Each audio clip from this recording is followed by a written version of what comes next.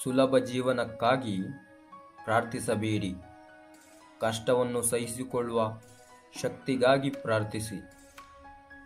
ಬುದ್ಧಿವಂತನು ಬುದ್ಧಿವಂತ ಉತ್ತರಗಳಿಂದ ಕಲಿಯುವುದಕ್ಕಿಂತ ಮೂರ್ಖ ಪ್ರಶ್ನೆಗಳಿಂದ ಹೆಚ್ಚು ಕಲಿಯಬಹುದು.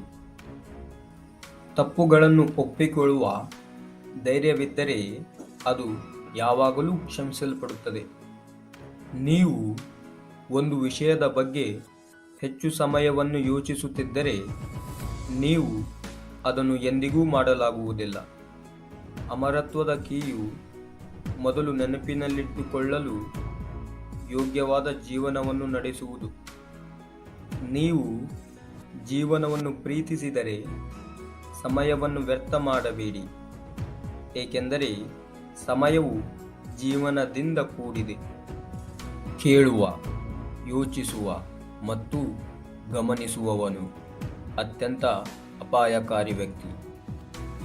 ಒಂದು ಬಾರಿ 10,000 ಪಂಚ್ಗಳನ್ನು ಅಭ್ಯಾಸ ಮಾಡಿದ ವ್ಯಕ್ತಿಗೆ ನಾನು ಹೆದರುವುದಿಲ್ಲ, ಆದರೆ 10,000 ಬಾರಿ ಒಂದೇ ಪಂಚ್ ಅಭ್ಯಾಸ ಮಾಡಿದ ವ್ಯಕ್ತಿಗೆ ನಾನು ಹೆದರುತ್ತೇನೆ. ಜ್ಞಾನವು ನಿಮಗೆ ಶಕ್ತಿಯನ್ನು ನೀಡುತ್ತದೆ, ಆದರೆ ವ್ಯಕ್ತಿತ್ವ ಗೌರವವನ್ನು ನೀಡುತ್ತದೆ. ಎಲ್ಲ ಜ್ಞಾನವು ಸ್ವಯಂ ಜ್ಞಾನಕ್ಕೆ ಕಾರಣವಾಗುತ್ತದೆ.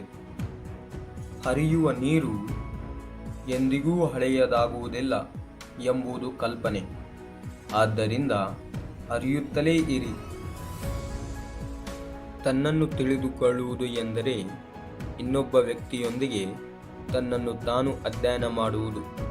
ಯಾವುದೇ ಮನುಷ್ಯನು ನಿರುತ್ಸಾಹಗೊಳ್ಳದ ಹೊರತು ನಿಜವಾಗಿಯೂ ಸೋಲುವುದಿಲ್ಲ ಎಂಬುದನ್ನು ನೆನಪಿಡಿ.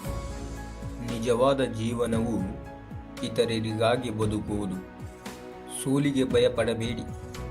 ದೊಡ್ಡ ಪ್ರಯತ್ನಗಳಲ್ಲಿ ವಿಫಲವಾಗುವುದು ಸಹ ಅದ್ಭುತವಾಗಿದೆ. ಯಶಸ್ವಿ ವ್ಯಕ್ತಿತ್ವವನ್ನು ನಕಲಿಸಲು ಎಂದಿಗೂ ಪ್ರಯತ್ನಿಸಬೇಡಿ.